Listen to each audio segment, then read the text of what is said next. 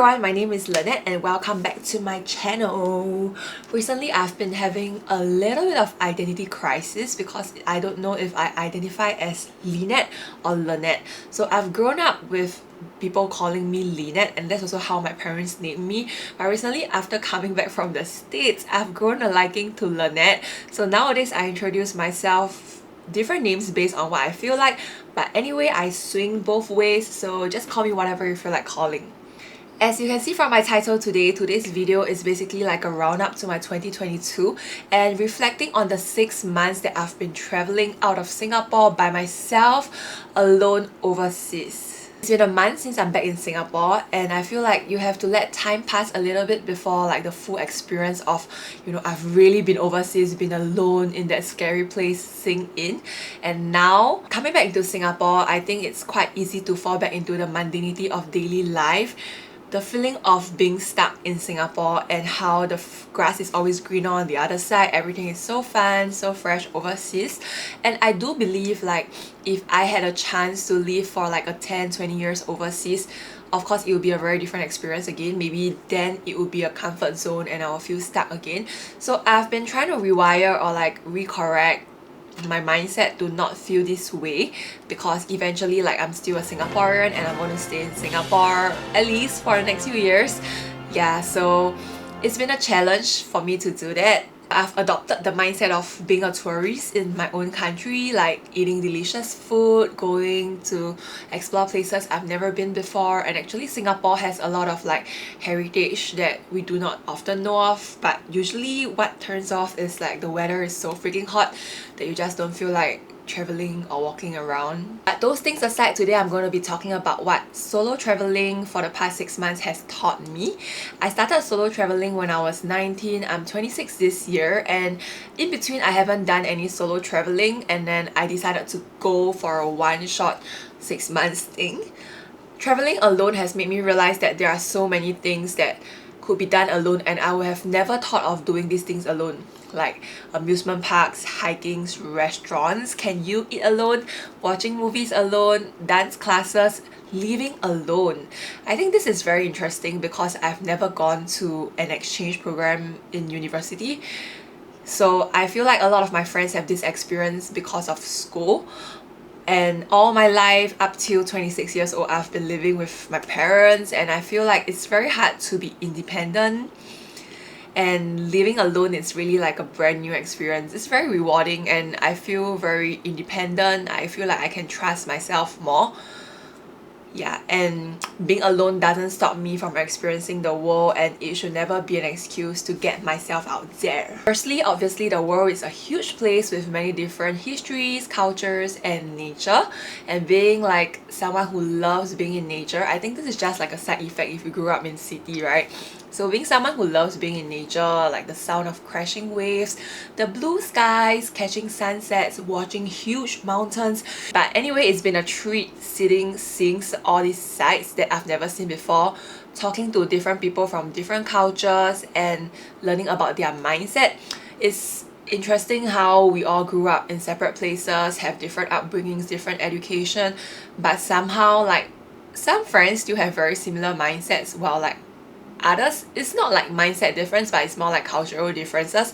And I always believe that there's something that we can learn from everybody if we search hard enough. Sometimes it's like even though I wouldn't say worst person, but even someone that you would least expect to learn something from, I always believe there's something that you can learn from them, and that excites me every time because I open myself up to the experience and I see everybody as an opportunity for me to learn from. And the more I learn, the more I realize how huge, how gigantic, enormous this world is and how small I am. I mean, I'm small and I know so little of the world, and there's so much more for me to learn. The second point is more about self-affirmation. Going on this travel made me learn that I am independent and I can adapt well. So growing up in this mega city, I like to call Singapore that because I feel like Singapore is small but everything is so packed together. It was a very different experience having a slower pace of life, running in tundras, kayaking in lakes when I was in Alaska, All these different experiences has made me believe that I'm able to adapt well and strive in different scenarios. Be it if I'm in a city, I need to like do makeup, dress up, be glamorous all day, or just get my feet muddy, roll around, and you know, have flies all over my face. But all these experiences, I really can't choose. All of these experiences, I really find all of them so fun and so enriching. To experience life to the fullest and being so close to the nature is such a beautiful feeling that is really hard to get in Singapore. And truly, I remember feeling in that moment that life is so beautiful, and I want to keep these feelings and remember them for a very long time. The third point is something that my friend Maika shared with me, which I found it very interesting. She said that a place is never the same even if you experience or visit it twice or more than once, because each time you visit, the people, the weather, the environment changes, and the experience that you get is sort of like a combination of all these things together. So you know, sometimes when we visit the country again, we'll have the mindset of like, you know, I don't want to visit this place again because I've been there, done that.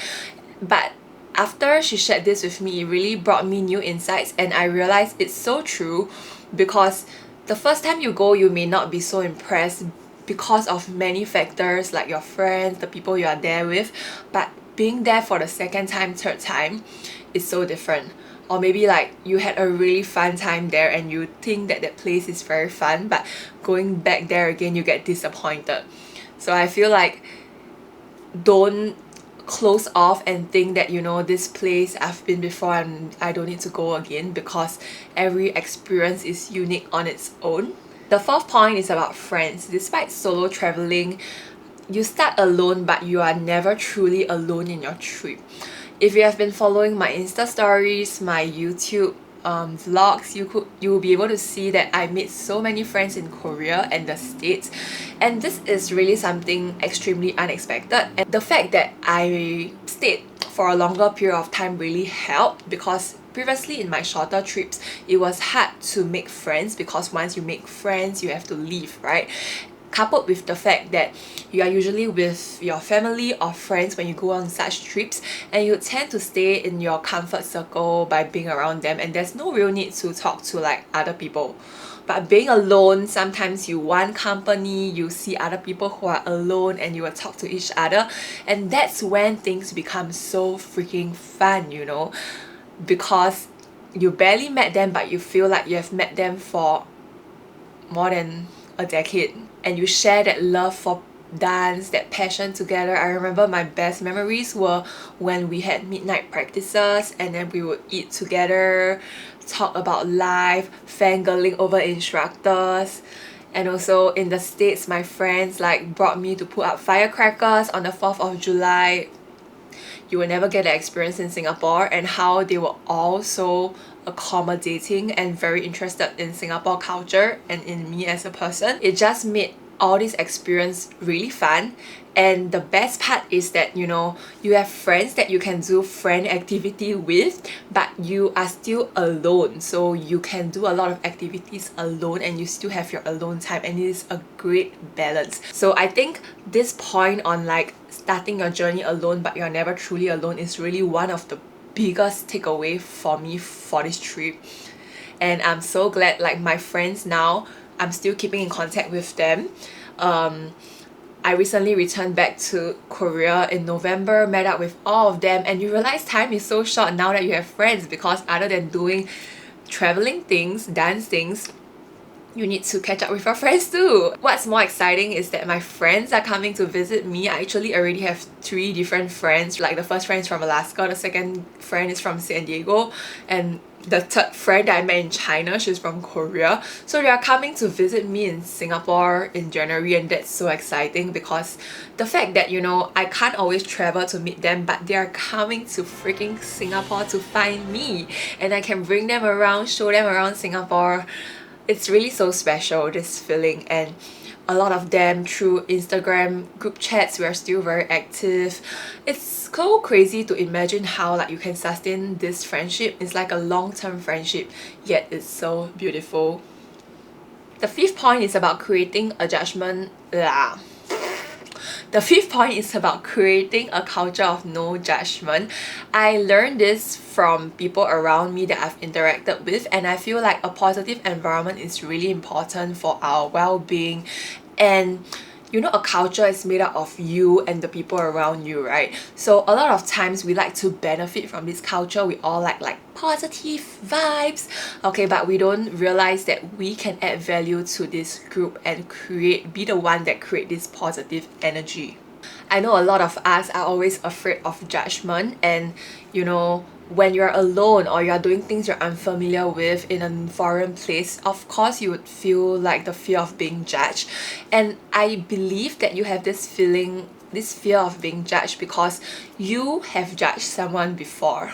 Let's be honest, you know, when we don't understand things, usually our first instinct is to just judge them. And because you have judged someone before, that's why you know how is it like, how is the feeling of being judged. You would think like other people would judge you too. Yeah, so to me, I feel like the best way to go about this is to firstly stop passing judgment, be more aware when you're passing judgment, question your judgment, and then also the energy that you bring into the room. When you bring positive energy into the room, it gets passed around, like it radiates, and people receive the energy and they pass it back to you, and you'll never realize that you know you are that person creating it, and it really only takes one person, and you could be that person to create this positive environment for everybody, and most importantly yourself. The sixth point is about being authentic to myself. So I've learned this from my friend about the concept of full circle, which is like through a series of developments that lead you back to the original source. What that means basically is through your life experiences, it always brings you back to this original core that you believe in, which are your values. So staying true to your authentic self is very important, especially since I've started traveling. I realize sometimes when I go meet different people and switch between countries, I'm trying to put up a persona of someone I'm not, and it doesn't matter if you are well received by people or not. The fact is you do not feel good about yourself because you are not authentic with yourself. And traveling, this whole process of going through things and then like really let me understand myself so much better, and I understand the way I work, the way I think, and if you are conscious of it through the things that you go through, it will show up again and again, and that is your authentic self, and you must try your best to preserve it and present it to others. The seventh point is obviously appreciating Singapore a lot more. I have so much to say about this: the public transports, the public toilets, the food. Okay, Singapore is so good in terms of food. Like if you live in Singapore like I do, we are kind of complacent and we think like, you know, the food doesn't taste great, it's expensive. But wait till you go overseas, you realize how good Singapore is. Because in the States, you know, when they have like places like Chinatown, Koreatown, and you go over and try their cuisines, right? They say that this is the best shit in town, but that's not true. They have never had the real one, and it's really so far. I mean, Singapore is not considered like legitimate Korean food or like Japanese cuisine too, but I feel like the standards is so much closer since I've been to these countries and tried the authentic ones.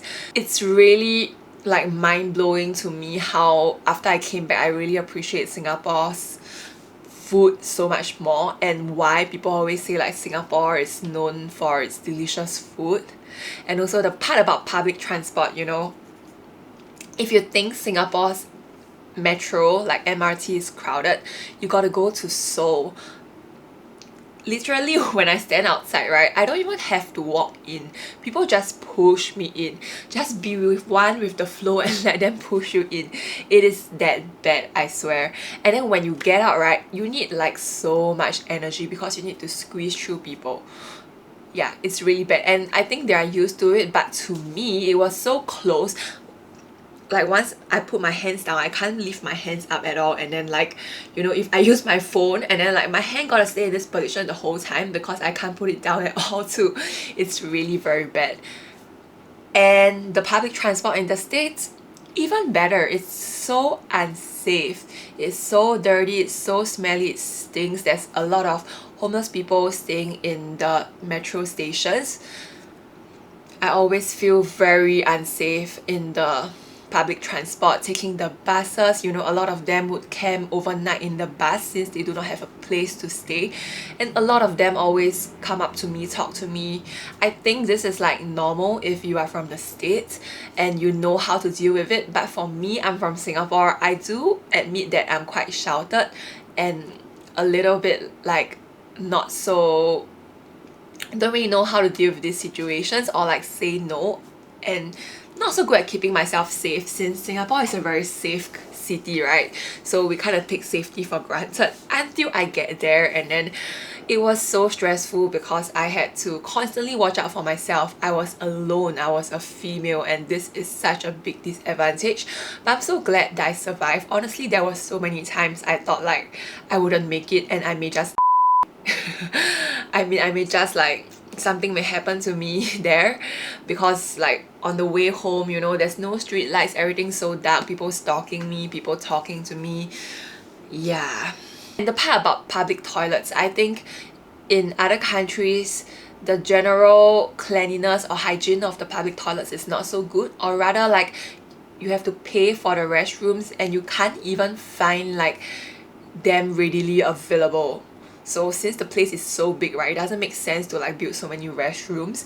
So I remember a lot of times I had to like always walk very far to find restrooms, and even when I find one, the condition of it is like really bad. I mean, I'm not a picky restroom user. I know there are some of you who can't like do your business if the restroom is too dirty and you have to hold it all the way until you get home, but I'm definitely not someone like that. But yeah, just saying, compared to Singapore, I've learned that I'm really taking a lot of things for granted.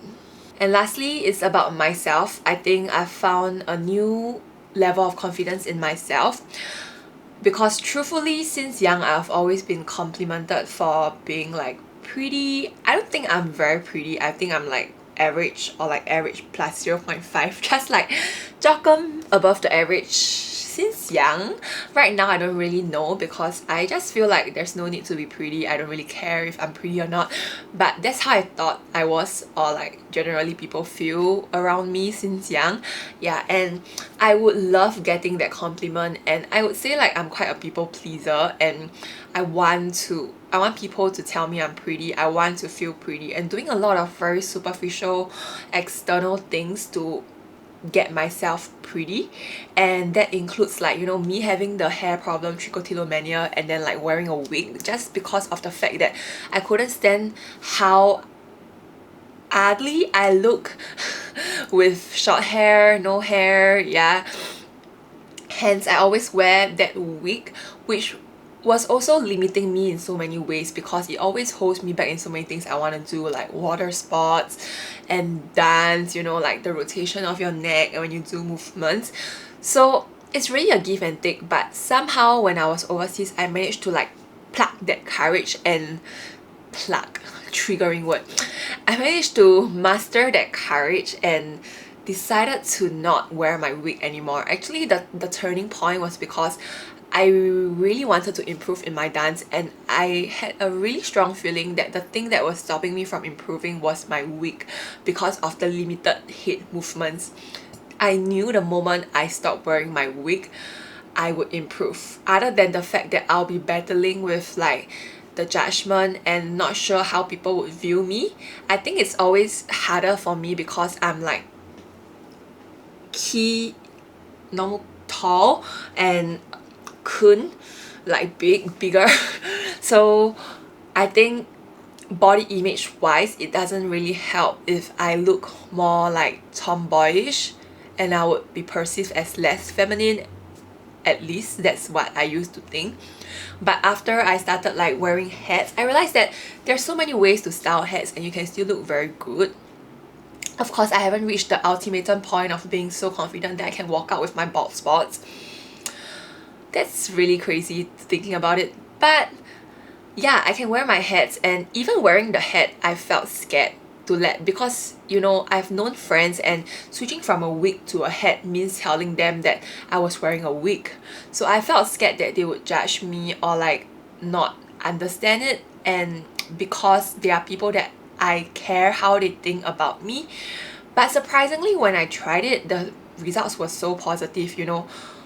I was open, I shared with them saying like, you know, this is trichotillomania, and I would appreciate if like I get support.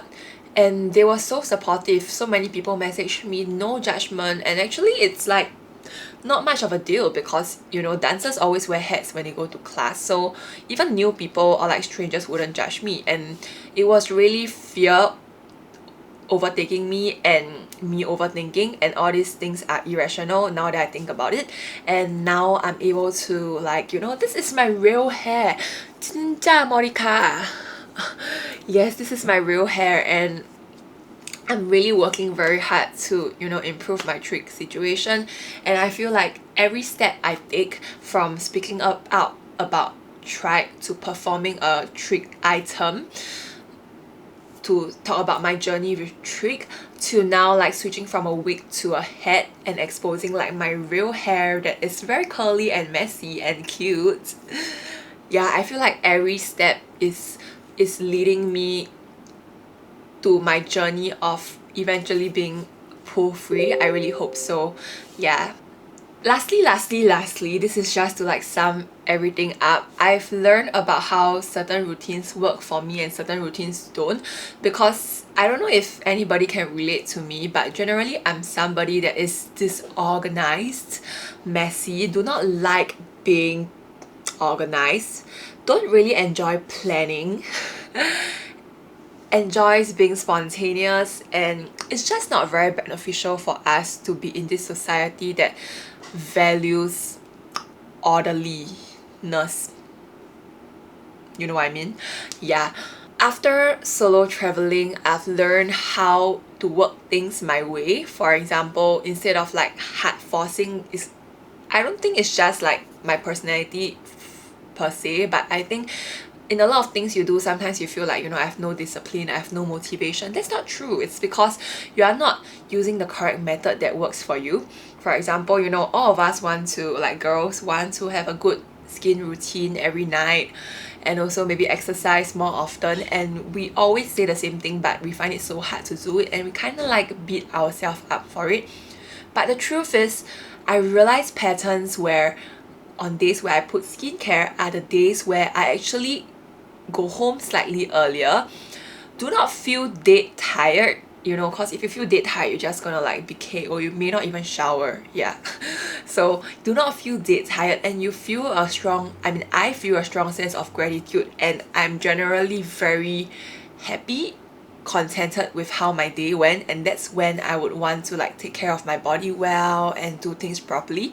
So I think, you know, one thing positive leads to another thing positive, and I think it's your responsibility to build up these positive experiences so that it can help you to make difficult tasks easier. Instead of like, you know, if you had a bad day at work, you know, like your friends are being mean and you're just like so sad, so tired, I'm sure you would not want to take care of yourself or do anything that's good for you when you go home. So I think that's the whole point about understanding what works for you. And of course this works for me. I'm not sure if it works for you. If it does, you can give it a try. If it does, I'll be very happy. I've learned that the things that generally put me in a better mood are like friends, food, dance, expressing love, being around nature, reflecting, because reflecting helps you to feel contentment with your life, and that's very important. Yeah. You know, I'm not saying that you should be contented and just stay where you are. You still have to fight very hard for your dreams and never stop working, alright? But you have to always appreciate and count your blessings every day. So that's my very long reflection of 2022, which is mostly summed up by my travels. I would say that 2022 has been a really fruitful year, especially after the 2 years of COVID where it felt like nothing happened. So I'm really excited for 2023 since 2022 has been such a good year, and I think 2023 will be even better.